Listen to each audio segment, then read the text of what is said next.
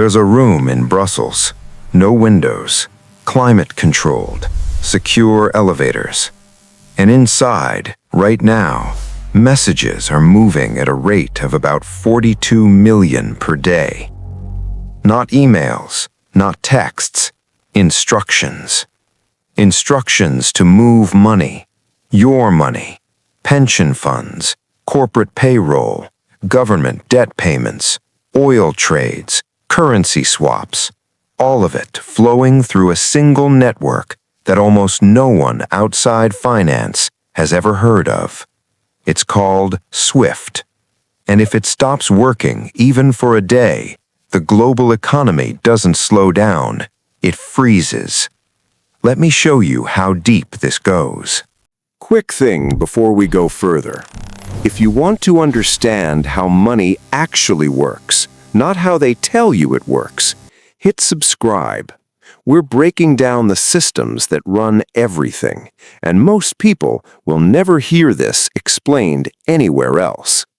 All right, let's keep going. SWIFT stands for the Society for Worldwide Interbank Financial Telecommunication. It's not a bank, doesn't hold money, doesn't move money, it just sends messages. But those messages are instructions that tell banks how to move trillions of dollars every single day. Think of it like this. You're in New York. You want to send money to someone in Tokyo. Your bank doesn't have a branch in Tokyo. Their bank doesn't have a branch in New York. So how does the money get there? It doesn't fly across the ocean in a briefcase. There's no armored truck. There's no wire physically stretching between two vaults. There's a message. Your bank sends a secure message to their bank using SWIFT. That message contains all the details, account numbers, amounts, currency codes, routing instructions. The banks verify, they settle, the numbers change, and the transaction is complete. It's elegant, it's efficient, and it's everywhere.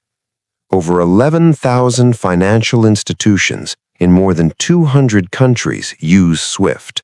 If you've ever received an international wire transfer, you've used SWIFT. If your company pays a supplier overseas, SWIFT handled it. If a government borrows money from another government, SWIFT is in the middle.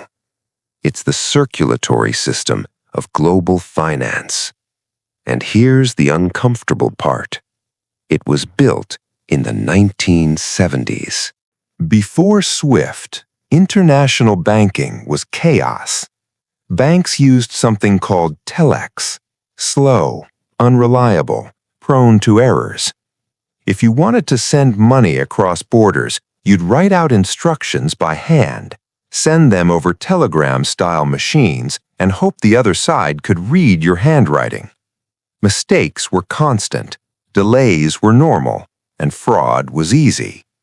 So in 1973, a group of banks got together and created SWIFT, a cooperative, owned by the banks themselves, neutral, secure, standardized.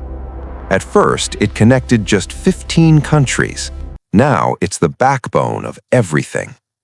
But here's where it gets strange. SWIFT doesn't actually move money. It just tells banks to move money. The actual settlement happens later, through central banks or correspondent banking relationships, sometimes days later. So when you send an international payment and it says processing, that's not money sitting in digital limbo. It's a message working its way through layers of verification, compliance checks, and settlement queues. The money itself hasn't moved yet. The instruction has. And because SWIFT is just a messaging system, it's also a surveillance system. Every message that moves through SWIFT is logged, time-stamped, recorded, and in certain cases, accessible to governments.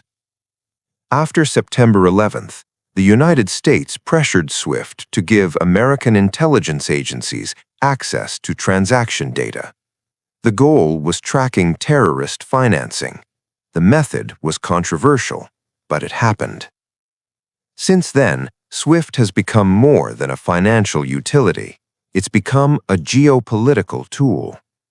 When the West wanted to punish Russia for actions in Ukraine, they didn't send troops. They cut Russian banks off from SWIFT. When the US wanted to enforce sanctions on Iran, they pressured SWIFT to disconnect Iranian banks from the network. No bombs, no blockades, just access denial. And the result was devastating. Companies couldn't pay for imports. Citizens couldn't receive remittances.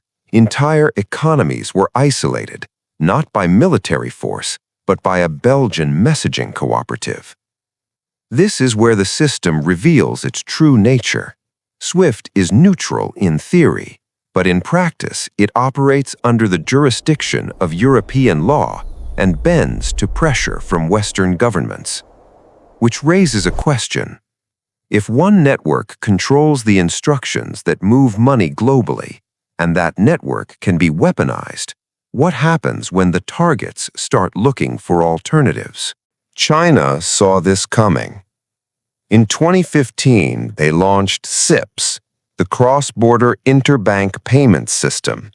It's China's version of SWIFT, designed to process transactions in yuan without relying on Western infrastructure. Russia built SPFS, the System for Transfer of Financial Messages, a domestic alternative used by hundreds of Russian banks. India has been pushing for similar systems, so has the European Union. And then there's cryptocurrency, blockchain networks that don't rely on any central messaging system at all. Peer-to-peer, borderless, uncontrollable. The dream is a world where you don't need SWIFT, where money moves instantly, transparently, and without gatekeepers. The reality is messier. None of these alternatives have the scale of SWIFT, none have the trust, and none have the network effect. SWIFT works because everyone uses it. The moment you step outside that network, you lose access to the majority of global finance. It's a monopoly without legally being a monopoly, a choke point that exists because the alternative is fragmentation, and fragmentation is expensive. Let's talk about what happens when SWIFT goes down. In 2012, Iranian banks were disconnected. Within weeks, the value of the rial collapsed. Inflation spiked. Imports stopped. The country's oil revenue, which had been flowing smoothly through international banks, became inaccessible. In 2022, Russian banks were cut off. The ruble tanked. Foreign reserves were frozen. International businesses pulled out, not because they wanted to, but because they couldn't process payments.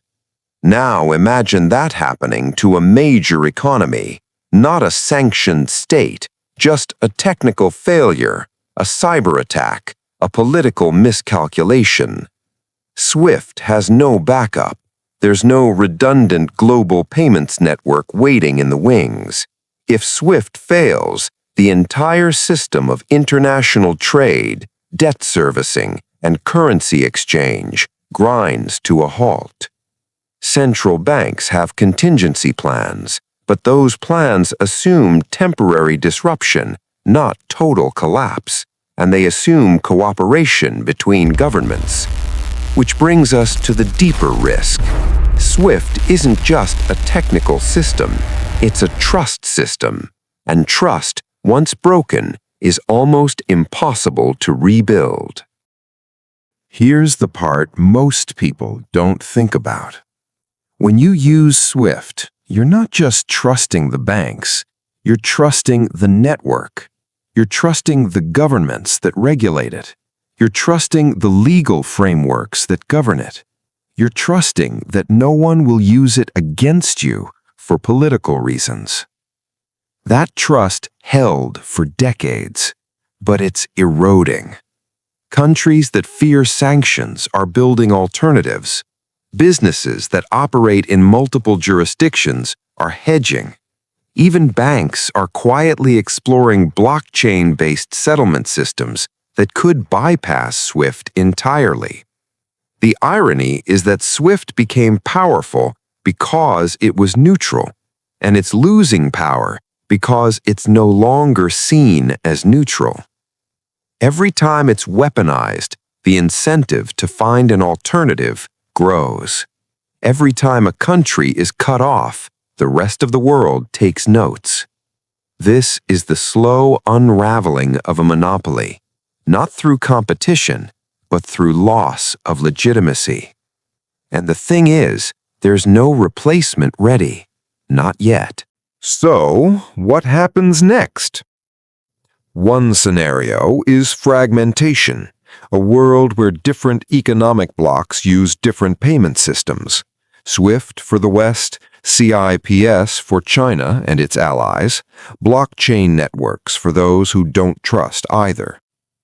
This world is slower, more expensive, more prone to errors, but it's also more resilient to sanctions, harder to control, harder to weaponize. Another scenario is reform.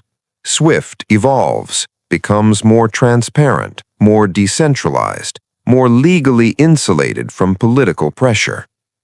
This world keeps the efficiency, but it requires coordination between countries that currently don't trust each other. And the third scenario is replacement. A new system emerges, faster, cheaper, more secure, built on technology that didn't exist when SWIFT was created. This world is possible, but it requires time, investment, and most importantly, adoption. None of these futures are guaranteed, and all of them come with risks. SWIFT was never supposed to be this important. It was supposed to be plumbing, invisible infrastructure, a utility that worked quietly in the background while the real business of finance happened elsewhere. But infrastructure, when it becomes essential, becomes power, and power, when concentrated, becomes a target. The invisible network that connects banks, governments, and your money isn't invisible anymore. It's being watched, copied, challenged, and slowly, almost imperceptibly, it's being replaced. Not by a single system, but by many. The question isn't whether SWIFT will survive. It's whether the world that depended on a single network can adapt to a world with many.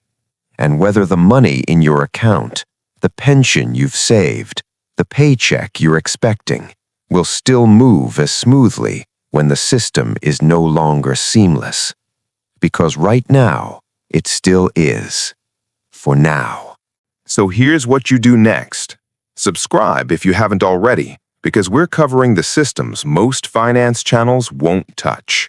Central bank digital currencies, correspondent banking, the actual mechanics of how sanctions work. This is just the beginning. And if this changed how you see the financial system, share it. Most people have no idea any of this exists. Let's fix that. See you in the next one.